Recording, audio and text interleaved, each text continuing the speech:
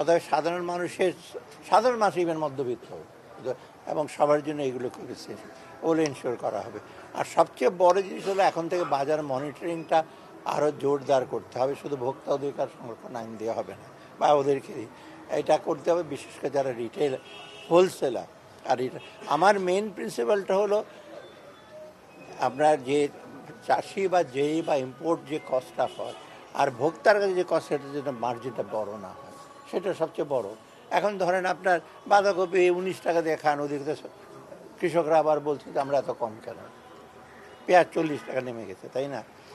আমরা চেষ্টা করছি, লোকজনের একটু বুঝতে হবে 200 টাকার পেঁয়াজ 40 টাকা নেমে আসছে এখন মহানন্দ। আরেকটা যদি 1 টাকা বেড়ে যায়, তখন আমরা চাচ্ছি যে কোনোরকমভাবে যে এই পিকস অ্যান্ড ট্রাফস হয়, যেটা আমাদের দেশে একটু বেশি হয়, বেড়ে যায় আবার নেমে যায়। পৃথিবী একটা সব উন্নত দেশে কিন্তু প্রাইসগুলো মোটামুটি কিন্তু একটু ইসে থাকে।